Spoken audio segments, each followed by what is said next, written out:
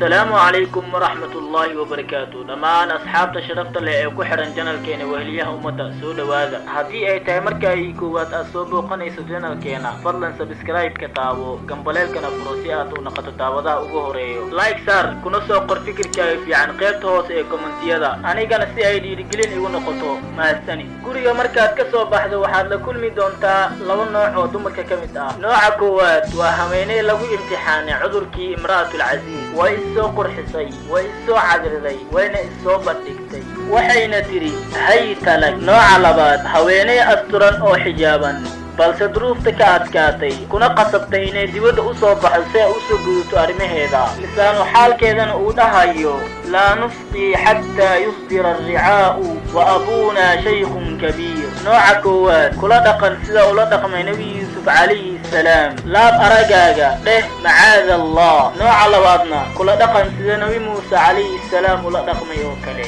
si edeb leh kuma saacid fasaqaa lahumaa ثم تولى إلى الظل نبي يوسف دورسنانشيهيسو waxay sabab u noqotay inuu noqdo boqorka Misir nabi Muuse musaacadiintiisu wuxuu ku muteystay inuu helo habeenay wanaagsan iyo hooyadba waad ku maansantahay daawashada muuqaalkan inta aan ku kulmi doono barnaamij caankan oo kale waxa idinkaga tagayaa sida ay fi amaanillah wassalaamu calaykum